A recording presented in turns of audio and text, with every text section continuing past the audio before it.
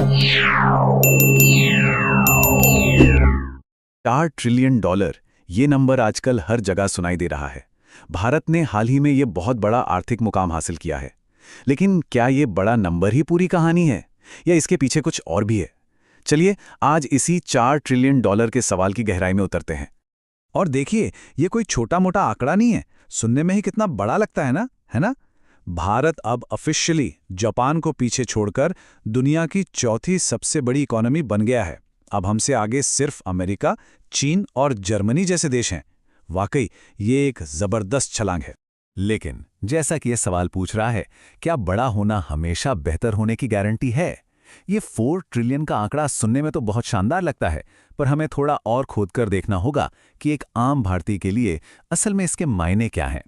तो चलिए जरा इस इकोनॉमी के इंजन रूम में झांक कर देखते हैं। आखिर वो कौन सी नीतियां हैं, कौन से फैसले हैं जो इस गाड़ी को इतनी तेजी से दौड़ा रहे हैं। आइए पता करते हैं। इस पूरी मशीनरी के दिल में है हमारा रिजर्व बैंक ऑफ इंडिया यानी आरबीआई। और ये जो आप देख रहे हैं, ये समझिए इकोनॉमी का एक तरह का कंट्रोल पैनल है, जहां से इसकी स्पीड और टेम्परेचर दोनों को कंट्रोल किया जाता है। और इस कंट्रोल पैनल का सबसे जरूरी बटन वो है रेपो रेट। सीधे शब्दों में कहें तो ये इकोनॉमी का एक्सेलरेटर या फिर ब्रेक पेडल है। जब आरबीआई इस रेट को कम करता है तो बैंकों के लिए पैसा उधार लेना सस्ता हो जाता है, और फिर बैंक वही सस्ता कर्ज हम जैसे लोगों और बिजनेस को देते हैं, जिससे बाजार में खर्च और इन्वेस्टमेंट दोनों बढ़ते हैं। और पता है हाल ही में आरबीआई ने क्या किया? उन्होंने इसी एक्सेलरेटर पर पैर दबाया है। रेपो रेट को घटाकर 5.50% कर दिया गया। ये ठीक वैसा ही है जैसे इकोनॉमी में और पैसा डालना, ताकि लोग ज्यादा खर्च करें और कंपनियां ज्यादा निवेश करें। लेकिन हाँ, साथ ही उनकी एक नज़र महंगाई पर भी है, ताकि चीजों के दाम काबू से बाहर ना हो जाए। ठीक है, तो ये तो हुई इंजन की बात। लेकिन अब आते हैं कहानी के दूसरे और शायद सबसे जरूरी पहलू पर, क्योंकि ये जो 4 ट्रिलियन का आंकड़ा है ना, ये पूरी तस्वीर नहीं दिखाता। और यहीं पर कहानी में एक जबरदस्त ट्विस्ट आता है। देखिए, जब हम पूरी इकोनॉमी के साइज की बात करते हैं तो हम दुनिया में चौथे नंबर पर हैं, एक चैंपियन की तरह। लेकिन जैसे ही हम इस दौलत को देश के हर एक इंसान में बांटते हैं तो हमारी रैंक देखिए सीधे 144 पर। यह एक बहुत बहुत बड़ा और सोबरिंग फर्क है। जापान के साथ तुलना करने पर यह अंतर और भी साफ हो जाता है।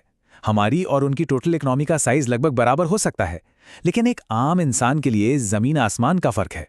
जैसा कि आप देख सकते हैं, जापान में पर कैपिटा जीडीपी भारत से 12 गुना, जी हां 12 गुना से भी ज्यादा है।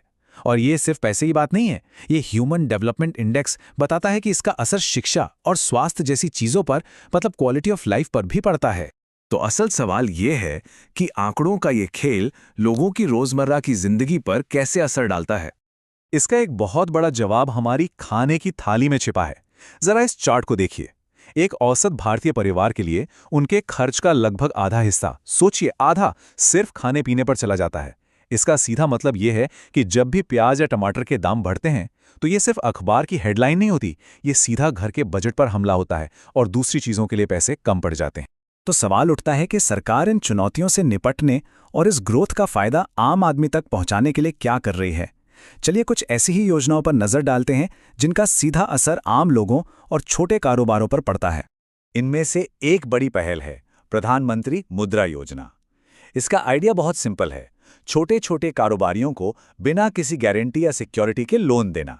मतलब कोई छोटा स्टॉल लगाना चाहता है या अपने काम को थोड़ा बढ़ाना चाहता है तो उसके लिए ये एक बड़ा मौका है।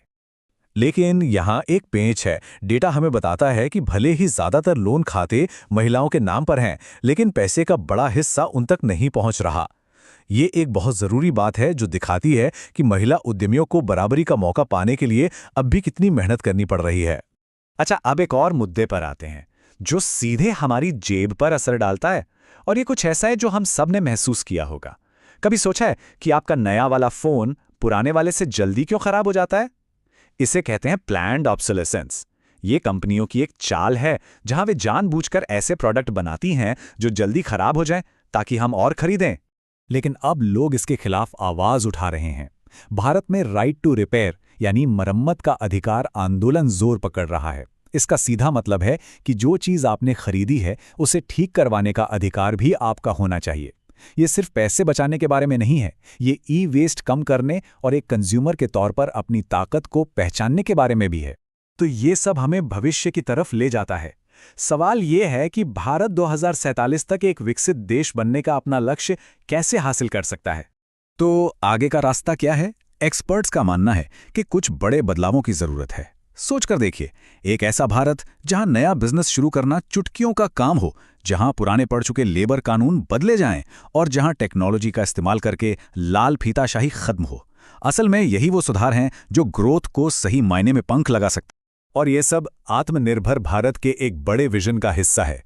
इसका मतलब सिर्फ ये नहीं है कि हम अपनी जरूरत की चीजें खुद बनाएं, बल्कि ये है कि भारत दुनिया के लिए बनाए, मैन्युफैक्चरिंग, इनोवेशन और टेक्नोलॉजी में एक ग्लोबल पावर हाउस बने।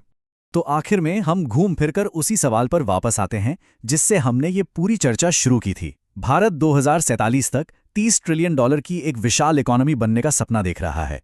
लेकिन असली सवाल ये है, इस रेस में कौन ज्यादा तेजी से बढ़ेगा? ये हेडलाइन वाला बड़ा नंबर या फिर देश के करोड़ों लोगों की जिंदगी की क्वालिटी?